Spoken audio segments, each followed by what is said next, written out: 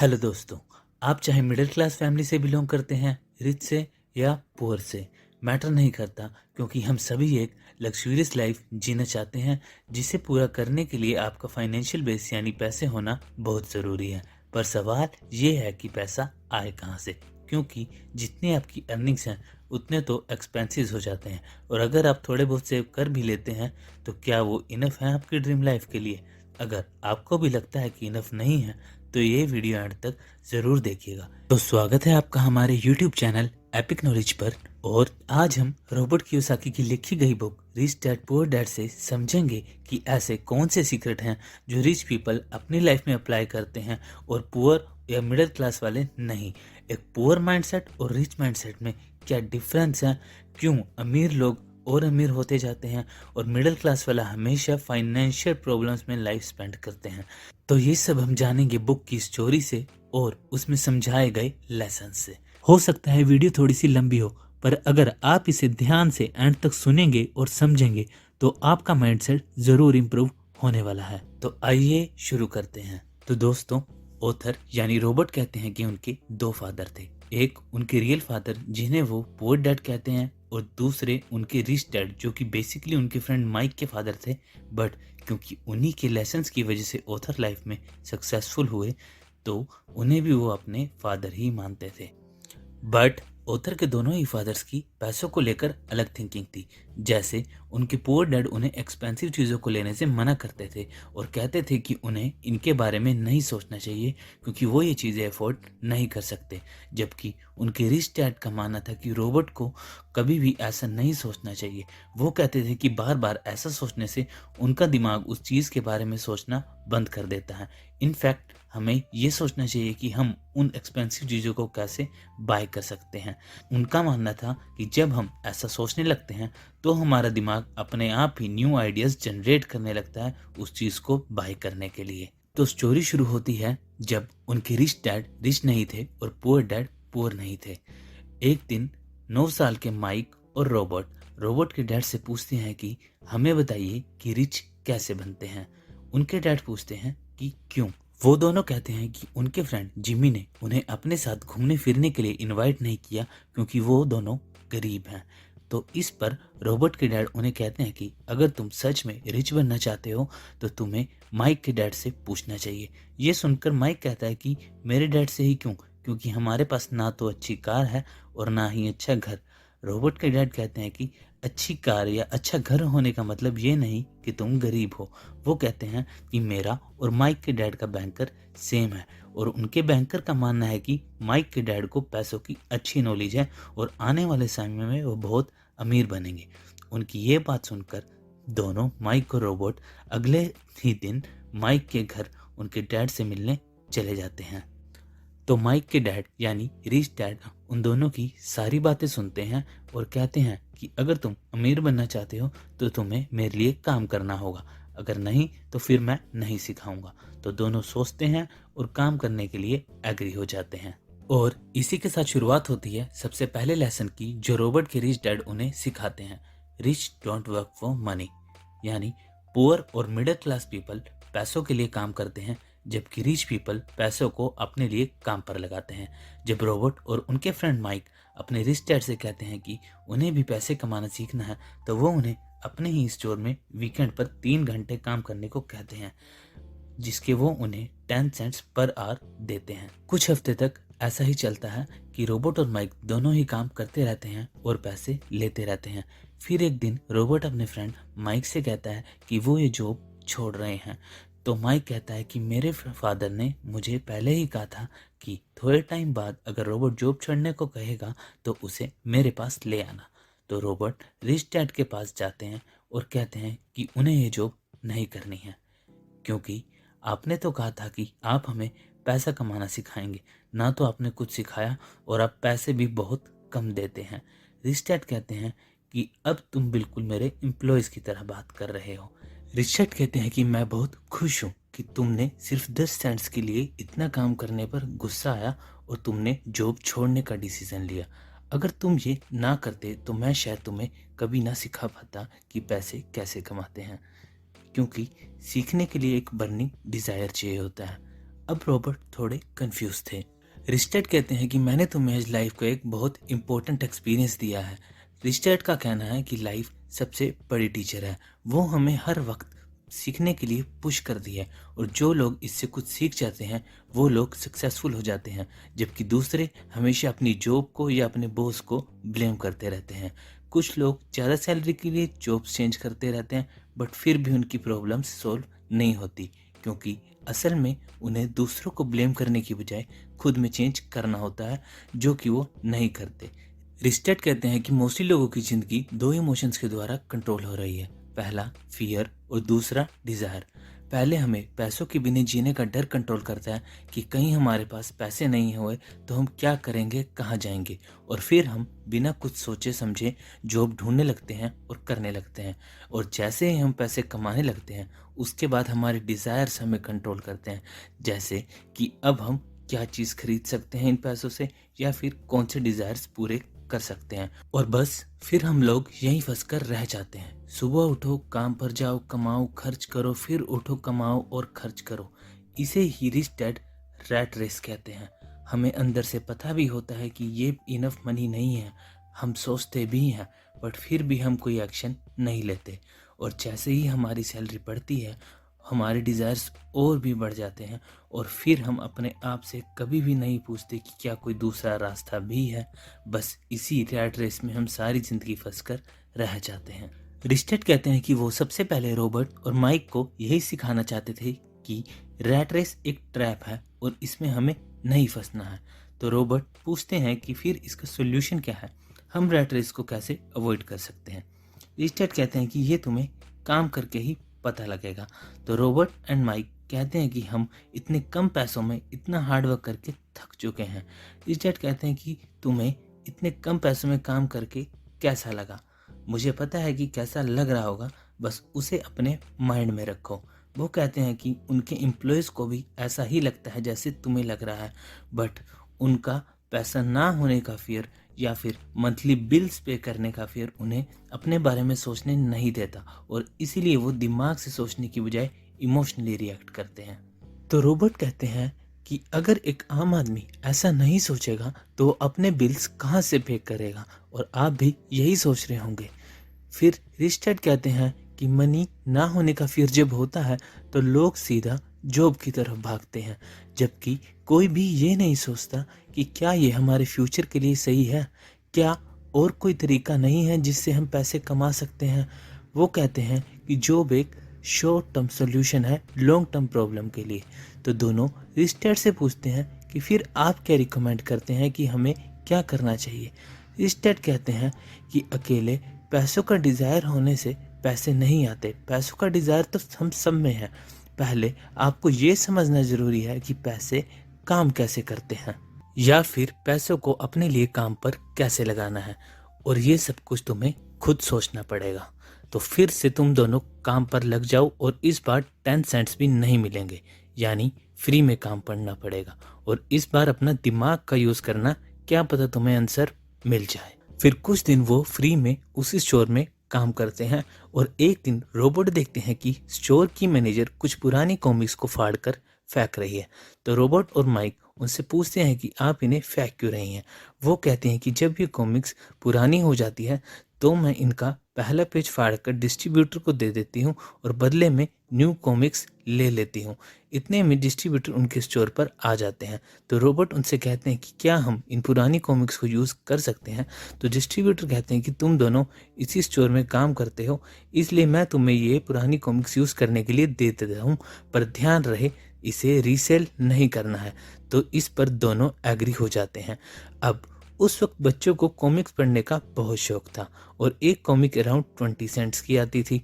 अब माइक और रॉबर्ट धीरे धीरे काफ़ी सारी कॉमिक्स इकट्ठी कर लेते हैं और माइक के घर के बेसमेंट को लाइब्रेरी में बदल देते हैं। वहाँ पर वो बच्चों से 10 सेंट्स लेकर 2 घंटे कॉमिक्स पढ़ने को देते हैं। 2 घंटे में बच्चों को भी 4 से 5 कॉमिक्स पढ़ने को मिल जाती, और सब कुछ मैनेज करने के लिए वो माइक की सिस्टर को भी कुछ अमाउंट पे करते हैं। और ऐसे ही वो दोनों 8 से 9 डॉलर पर वीक अर्न करने लगे, जो उनकी पुरानी सैलरी यानी 30 सेंट से बहुत ज़्यादा था। हाँ, वो अलग बात है कि उन्हें कुछ टाइम बाद लाइब्रेरी बंद करनी पड़ी, पर वो मैटर नहीं करता क्योंकि जो रिच डैड उन्हें सिखाना चाहते थे वो उन्होंने सीख लिया था।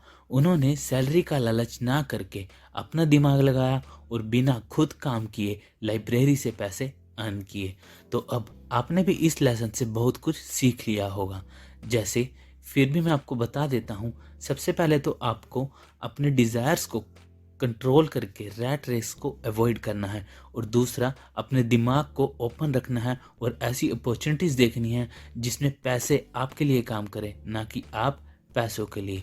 और हाँ, रोबोट और माइक की तरह आपको भी एकदम से इसका सोल्यूशन नहीं मिलेगा, तो आपको हर वक्त ऐसा सोचते रहना है, दिमाग लगाते रहना है और ट्राई करते रहना है। और इसी के साथ शुरू होता है हमारा सेकंड लेसन, फाइनेंशियल लिटरेसी।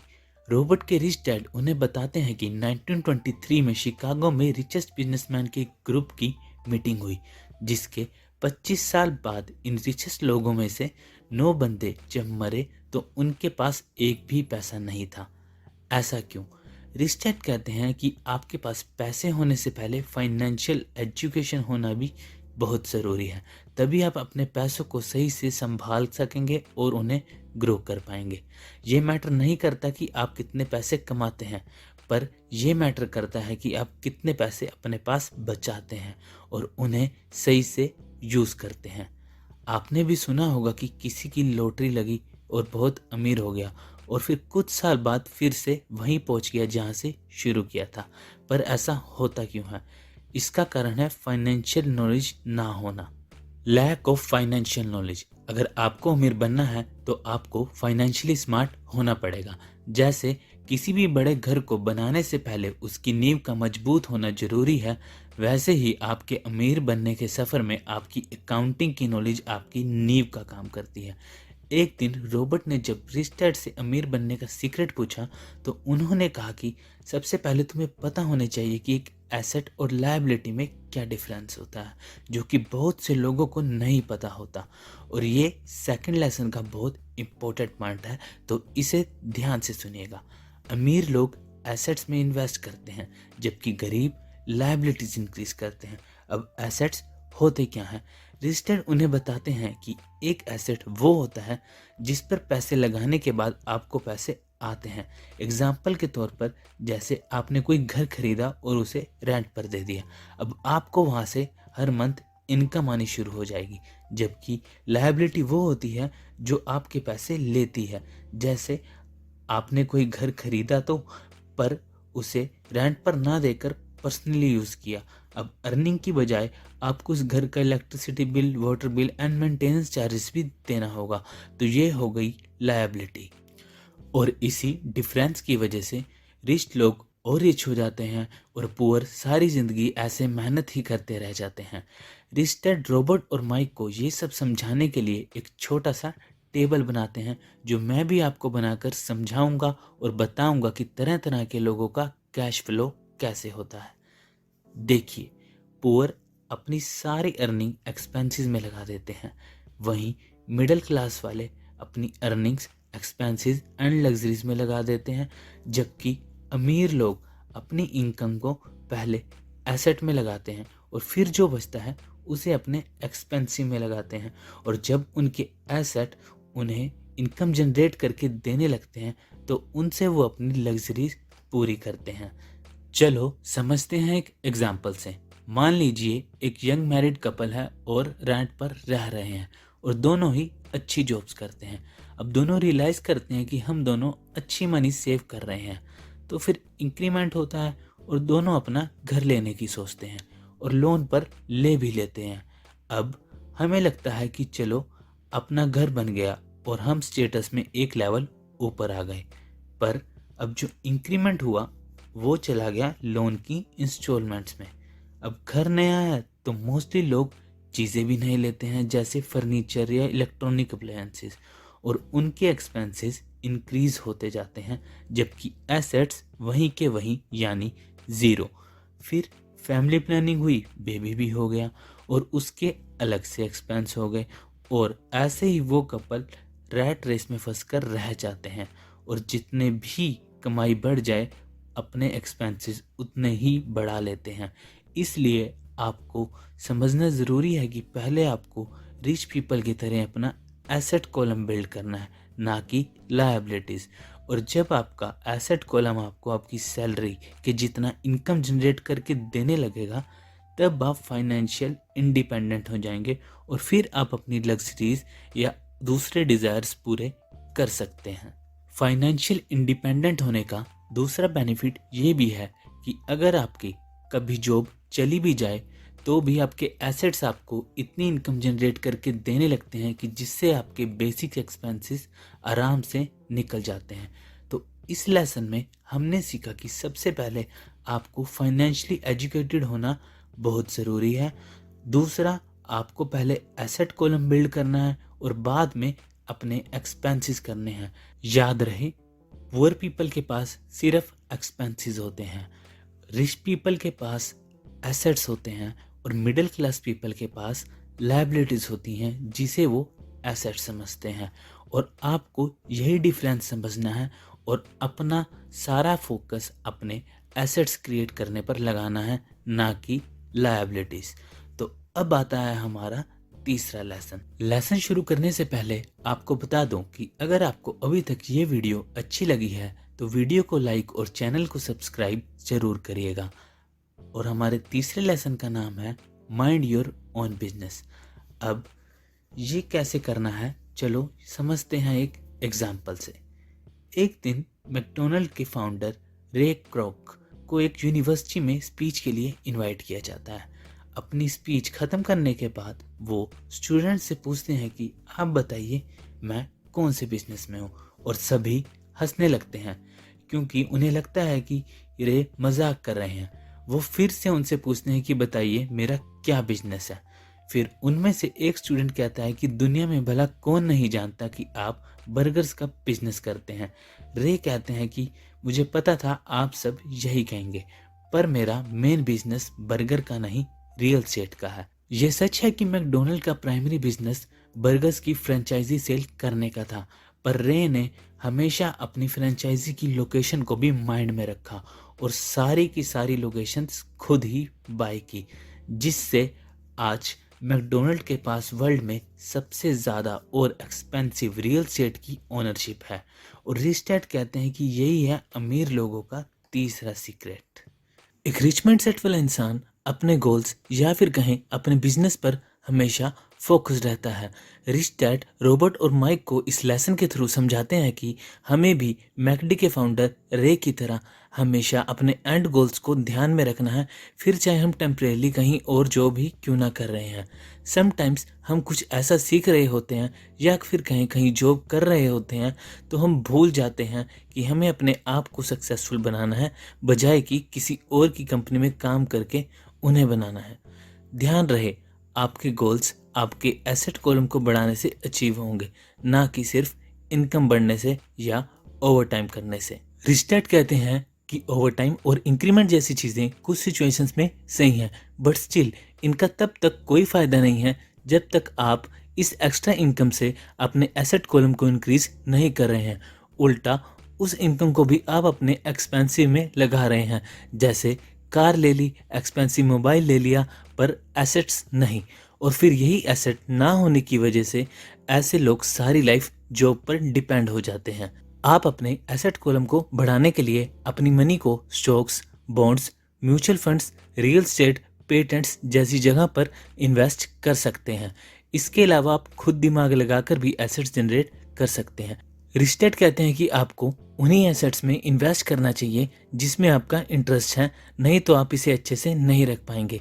जैसे आपको घर या बिल्डिंग्स पसंद हैं तो रियल एस्टेट में जाएं, स्टॉक्स पसंद हैं तो शेयर मार्केट में जाएं। और यही था हमारा थर्ड लेसन, जिसमें हमने सीखा कि हमें अपने मेन गोल्स पर ज़्यादा फोकस करना है और जॉब के साथ साथ एसेट कॉलम को भी बिल्ड करना है। हमने सीखा कि ऐसे कौन कौन से एसेट हैं जिसमें हम इन्वेस्ट कर सकते हैं। अगर आप एसेट्स के बारे में और जानना चाहते हैं तो हमने उसकी एक सेपरेट डिटेल वीडियो बनाई है, जिसका लिंक ऊपर आई बटन में दिख रहा होगा या फिर आपको डिस्क्रिप्शन में भी मिल जाएगा। और इसी बुक यानी rich dad and poor dad के बाकी के 3 लेसन्स हमारी अगली वीडियो में आएंगे, जिसे देखने के लिए आप हमारे चैनल को सब्सक्राइब और वीडियो को लाइक करना ना भूलें। मिलते हैं जल्दी ही अगली वीडियो में। तब तक के लिए टाटा बाय बाय।